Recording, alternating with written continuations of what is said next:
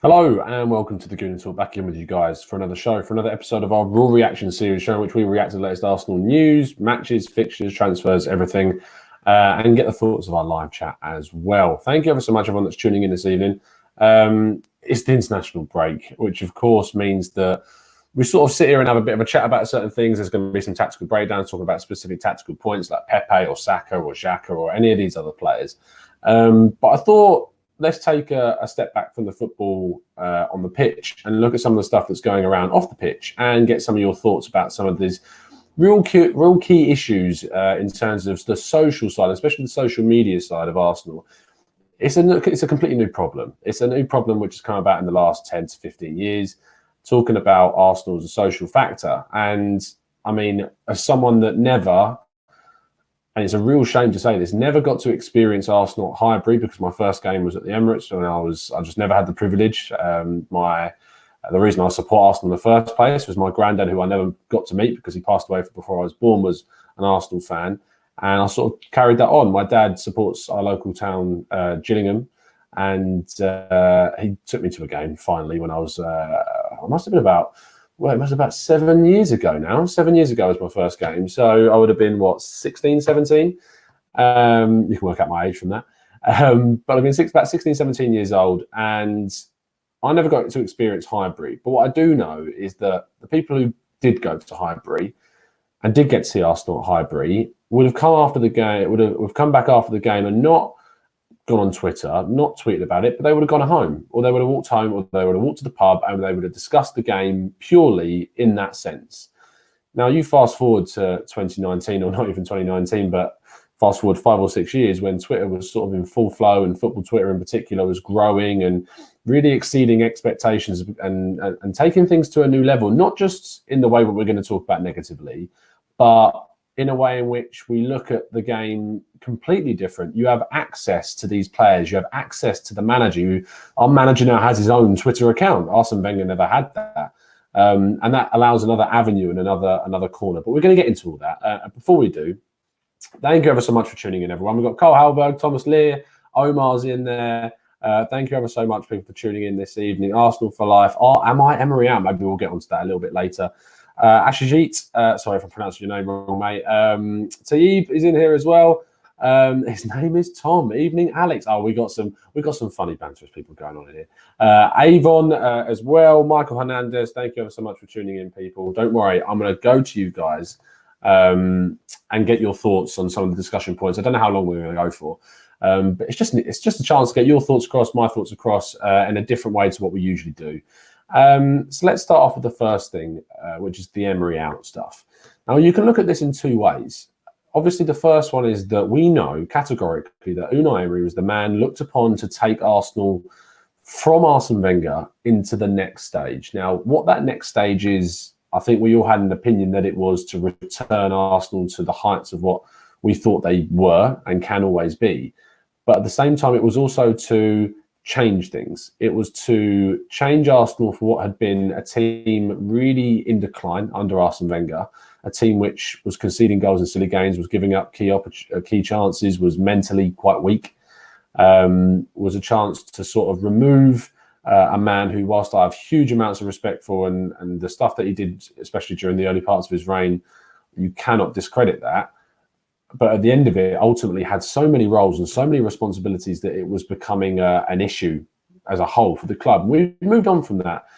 I think that the moving on process higher up in terms of Raul Sanllehi, Vinay Ventukasham, Edu, Kajigao, Husfami, all of these different people involved up there, Josh Kroenke as well, of course. That process, I think, has been a lot better than the process that maybe has happened managerially and coaching-wise.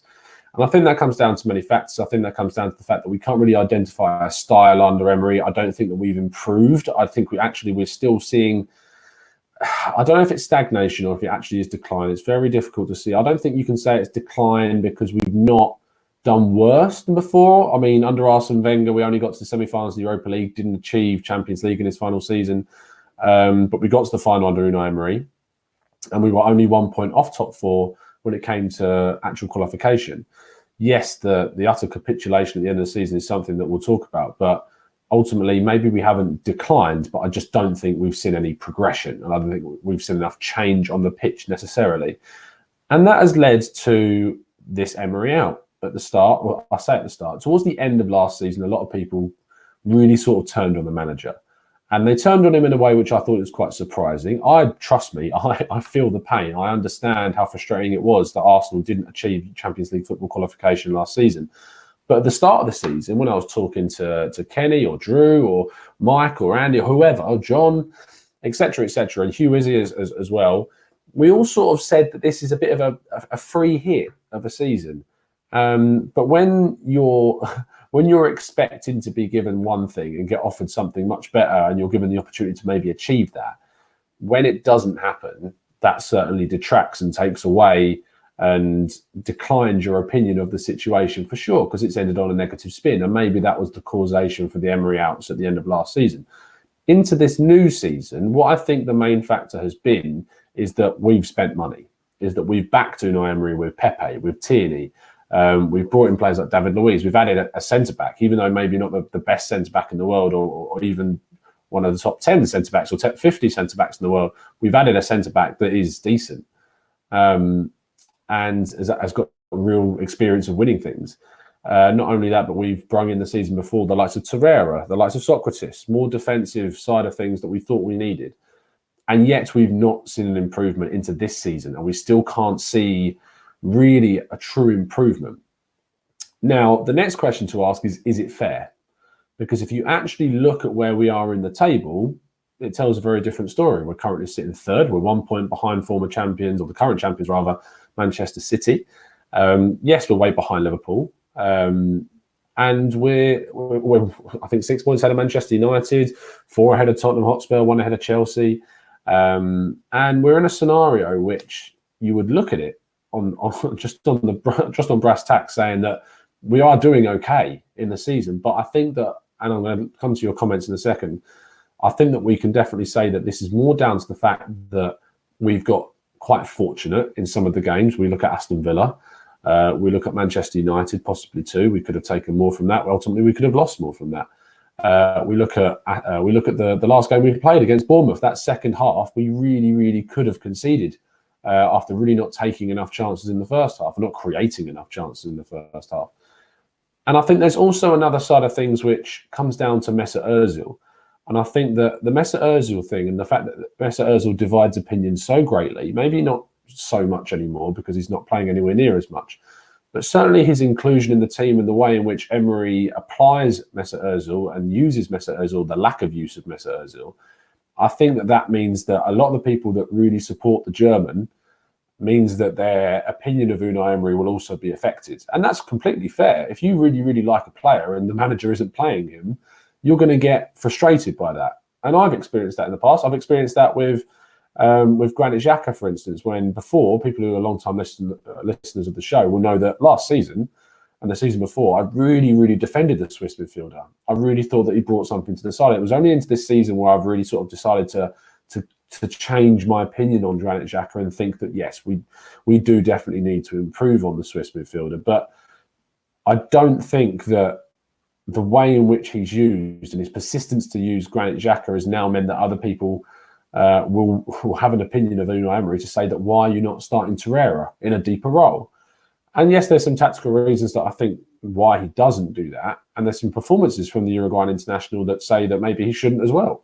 He's not been perfect. But the persistence of a player which makes so many errors, I think does obviously lead to the opinion that Unai Emery doesn't really know what he's doing. Let's jump into some of your comments in the chat box. Carl Halberg, I hope you can hear me fine. I can see some little lag on the screen. I'm really sorry about that if you are getting some lag on the screen. Carl Halberg says, can we even judge Emery until he's had a full, fit, consistent squad at his disposal? No English Premier League starts for our fullbacks and holding. Laka has been carrying an injury. Add that to a new signing that needs time. It's an interesting one.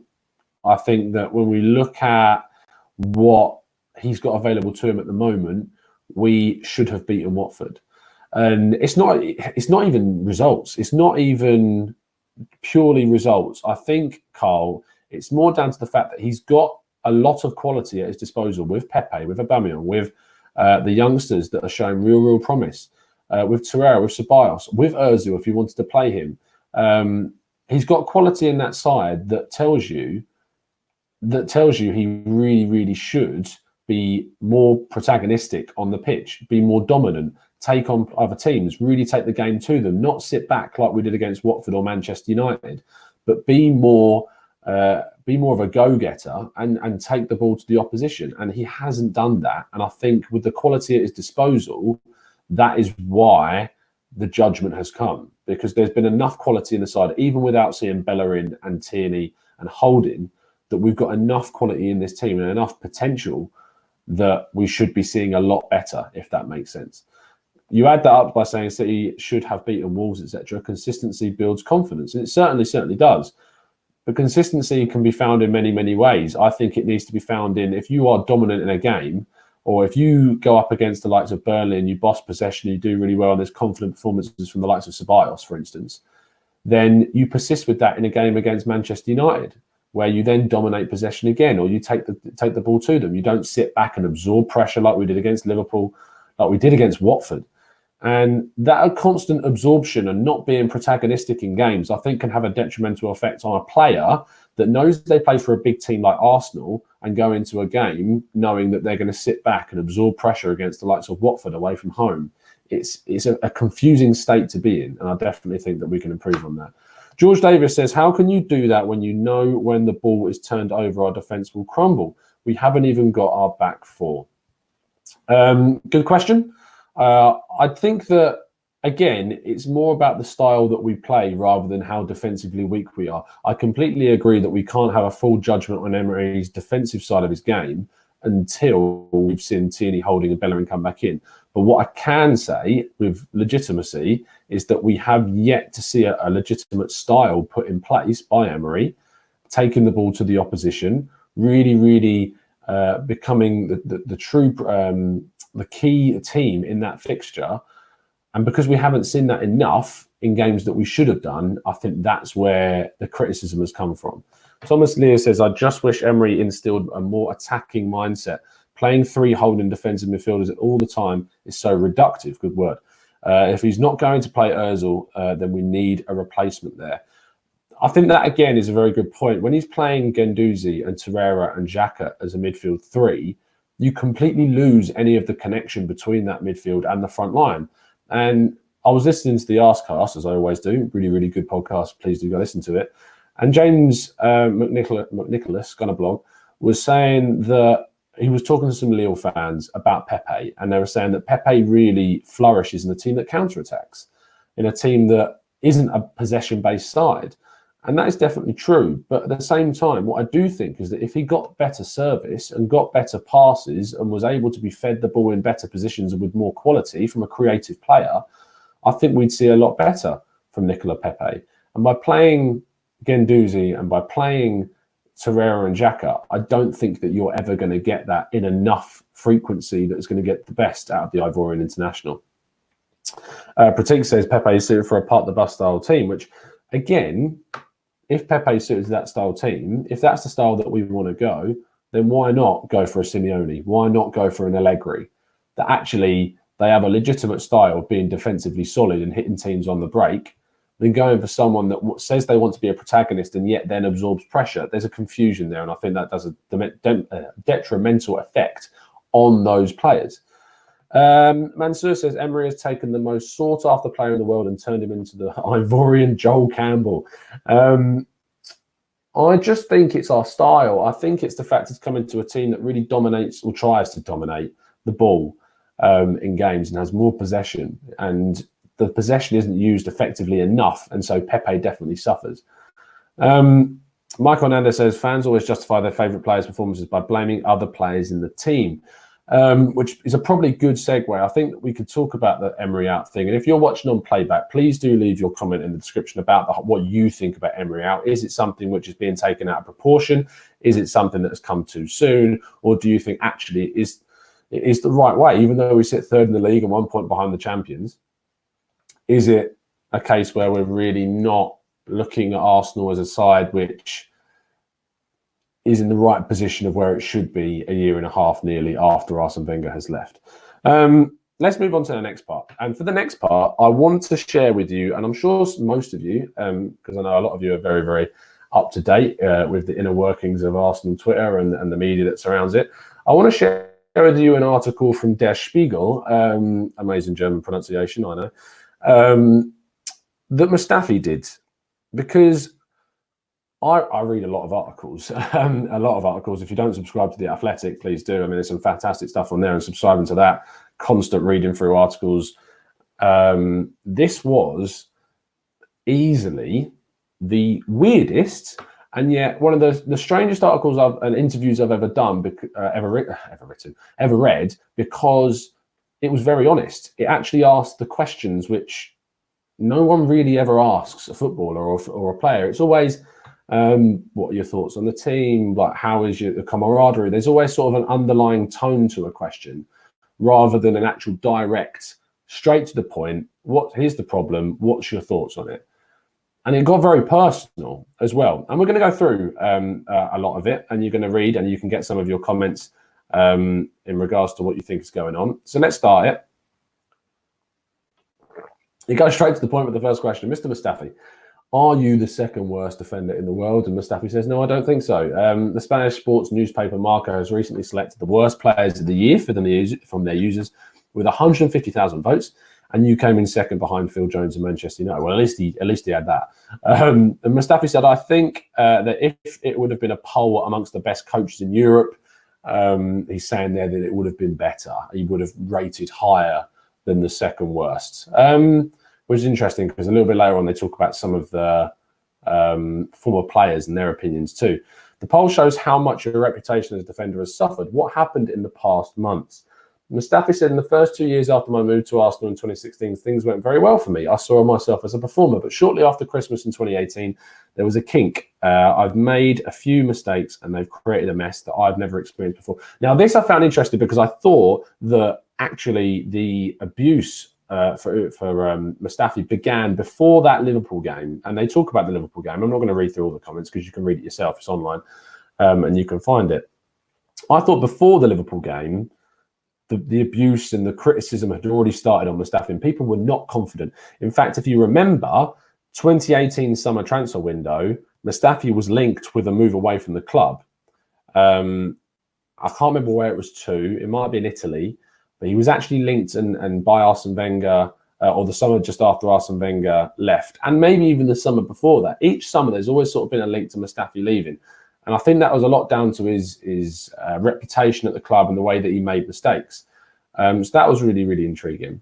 I want to get onto sort of the stuff about the abuse that he suffered. Here we go. Spiegel says, a penalty you caused, a failed defensive action which caused a 2-3 to defeat to Crystal Palace, and there were other mistakes. On Twitter, somebody wrote they played like on roller skates. On an Arsenal fan station, which I think we know what that is, fans demanded that the club sell you. Mustafi said, I'm self-critical enough to realise that I made those mistakes. I can also deal with tough criticism, but the criticism has become escalated and irrational. I have become a target. At some point, people even blamed me for a defeat I have not played in at all.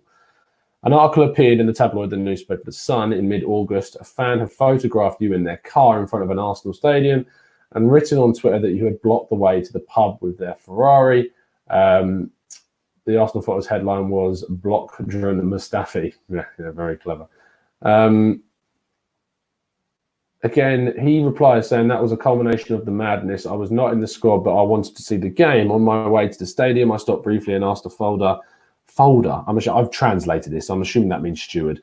If I could drive through, he said, wait a minute, and then let me through. That's exactly where the photo must have come from. But of course, I have not blocked anyone's way to the pub. Again, it was just basically Mustafi was in front of him. He took a picture, he put it online, changed the context, and there you go. I mean, that in itself shows just an example of how quickly things can change in terms of context and how easily we're able to jump on those. This is something about Petit, in which he said he wasn't happy about that. Here we go. Spiegel says there's a YouTube video, a fan-produced compilation of their mistakes at Arsenal.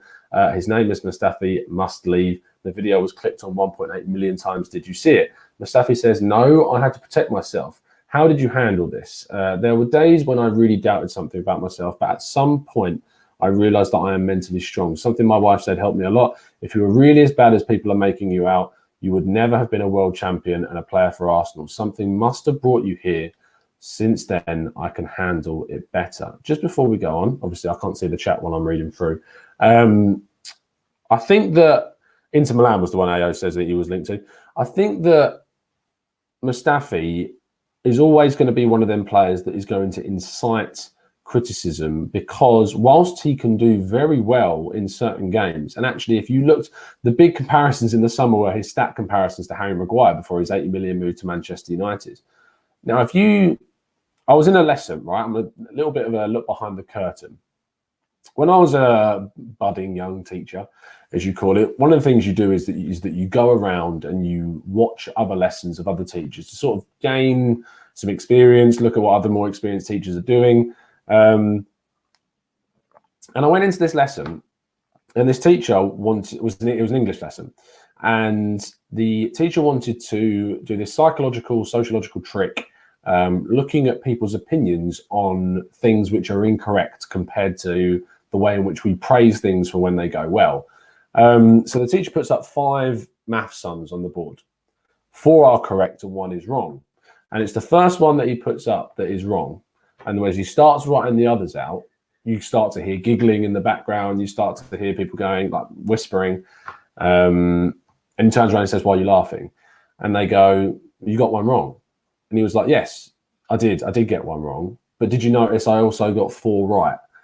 And it's the trick of looking at, someone can do a lot more right, but because of that one thing that he gets wrong gets emphasized so much more that you notice it. And so Mustafi making an error which leads to a goal or giving away a penalty, yes, it's a big moment, and that emphasizes it even more. It's not just like getting a maths problem wrong, and I'm well aware of that.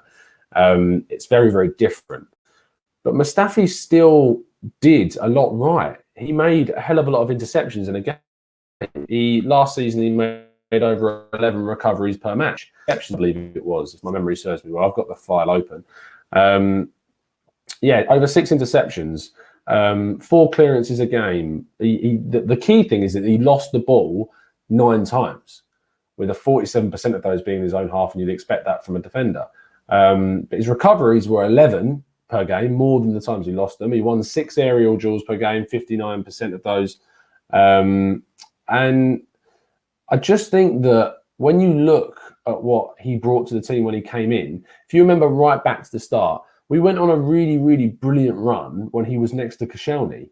And he played next to Koscielny, and he went on this ridiculous run, and people were singing his praises, saying how well he did.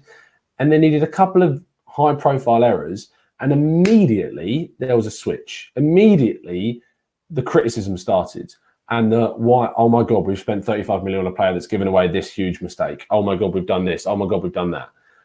And we know that footballers are just like you and me at the end of the day. Yes, they're going to get training on dealing with social media and dealing with that. But there's not many people on earth that could sit there and receive messages over and over and over and not get affected by it in some sense, and not let it affect their game. And it's one thing saying they're paid a lot of money and they should be able to deal with this. But at the same time, you have to respect the fact that if you're going to absolutely pile on the abuse, and I'm not talking just, you can look through Twitter and you're scrolling and scrolling and scrolling, but there's thousands and millions of Arsenal fans that have Twitter. And lots of people send really vile messages to players like Mustafi, like Xhaka, like Iwobi when he was here. And I just think that whilst I know that this is never going to change, and me just doing a video is never going to change the way people react, because it needs a larger thing to happen. Let's get some of your comments. I feel like I'm talking too much. Sylv says that he's not the second worst, but I think his errors and also appearing to blame others after the errors haven't helped. Plus, the whole back on top wasn't happening when he was making those mistakes. Jack Cornwall says Mustafi makes mistakes and blames other players. Jack, he adds that with player abuse. Emery trusted Mustafi and Ozil so much last season, and we threw away top 4. So don't expect Mustafi or Ozil to be in the team until later in the season. I think they're two unrelated points. Sakib says this whole Mustafi is the second worst defender in the world is BS. He is a million miles better than loads and loads of them, and he plays for Arsenal, and we need to keep supporting him. And unfortunately, Sakib, you're part of a group that isn't that big on Twitter. And I say on Twitter because I know that there's a lot of people that will sit back and say that, like I have when Xhaka got named captaincy, that we need to support those players. Am I a saint? No, I'm not. Am I someone who's never criticised someone? No, I'm not. Otherwise, I wouldn't be here doing this channel. But I can say with near certainty that I've never turned around and slagged off a player. I've never publicly absolutely abused them and insulted them or called them this name or that name. I might have specifically picked out part of the game that I was frustrated with or asked them that they need to be brought off in a game. But whilst they're on that pitch, and I will support them wholeheartedly. If I think they need to be substituted, I think that's a slightly different thing. But I'm not going to scream abuse at them because they're making mistakes, because they're human. They're not perfect. It's going to happen. Arsenal fans should be aware of that by now. But the thing is, we need to be in a situation where, and I saw this on Twitter yesterday, is that we need to act as a positive group. If we want change, then we need to be part of that change. And there's, as Avon says there is no excuse to abuse someone. Legitimate concerns and criticism can be expressed reasonably. Ian Wood says Twitter isn't real and everyone's opinions are invalid. Omar says Mustafi has been given over-the-top criticism. Jack Cornwell says Emery was getting abuse for playing Mustafi, and when Mustafi makes mistakes, obviously that leads to more abuse on both the manager and the player. Brian says, agree, we need to support him. He's still our player. Thomas Lear says, Twitter is extremely toxic these days. For all public figures, I think it would be better for footballers' mental health to stay away from the platform.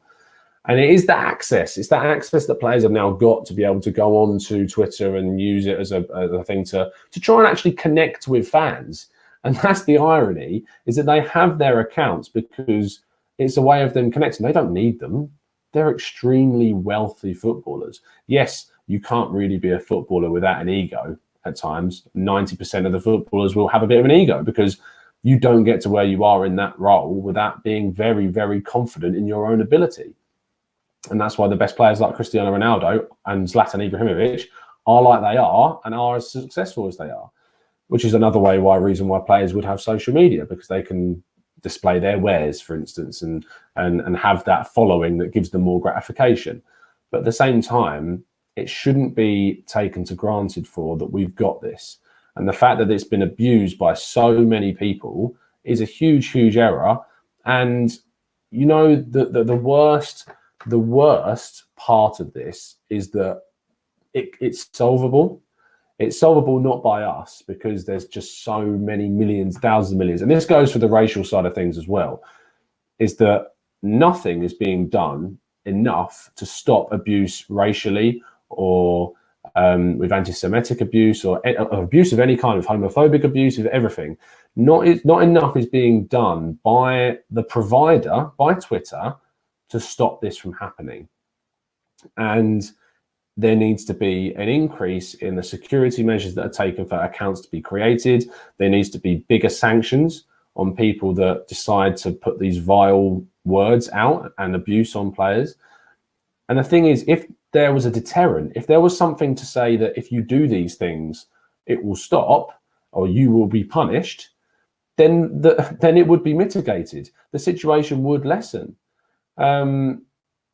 And Avon, you say that it's not social media, it's how it's used. But you could argue that it is social media, because the guardians of the social media world, which are Twitter and Facebook and Instagram, and these people, the conglomerates that run these and the companies, they are social media. They are responsible for what happens on their platform. And so, therefore, it is their responsibility to dish out the punishments or ban people or suspend people or even take it far as criminal procedures if this happens. And it started to happen with criminal stuff going on with racial tweets, which is great. And that should happen. And those people should be punished. But it needs to become stricter. The deterrents need to become harsher to stop people from doing that. And I think that's really, really key. Jeffrey Evo says, I think that this is the new normal. You are not going to change people's overreactions. Also factor in BOTS. The only thing that is important is how he is treated within the club. And hopefully they're going to get, hopefully they are going to get the support socially and mentally that they need within the clubs, because I cannot imagine the level of abuse that they must get. From a minor level, when someone leaves a comment on a video and it's not a nice comment, it affects me. Just this one comment saying, I thought that was bad. I didn't like that show. Like, it's just, it's really strange, because obviously as a person who tries to put out content, you spend all this time creating a video, putting it out, trying to organize shows for everyone to watch, and then one comment comes along saying didn't like that, or one dislike, or 5 dislikes, or 20 dislikes, and you're like, what did I do wrong? What did I do to you? I'm trying to make something for you. So when you scale that up to a footballer and what they must experience, it must be absolutely horrifying. It must be absolutely soul destroying that you've put your life and your daily stresses into doing this, and you fought so hard to be in the position that you are. And yes, they're very wealthy people, and I've said that a few times, but you sometimes have to remove that just because they're very fortunate to have the money that they get. And it's fortunate only down to the fact because we want to watch them. It's not their fault that millions of people like football and want to watch it. And it's not their fault they get paid that much. But we shouldn't use that as something to say that, oh, they've got this big, they've got loads of amount of money. It can be a barrier. It's a buffer for them. It's not going to affect them, because at the end of the day, they're still human. They're still people. When you see them at the game, they're the same size as you. They're all the same bodily functions as you. We're all the same as them. So they are going to be affected by these things. And sort of to round off where we're at, because I've been rambling for about half an hour now. It's gone for a lot longer than I thought, but that's usually what happens on here. I think that it's very key that as a collective and as fans, if you see abuse happening, full stop, you report it, you block them, you remove it from your timeline. You are in control yourself of your own social media. You're in control of your own actions. You're in control of what you post. And if you do that correctly, that's great.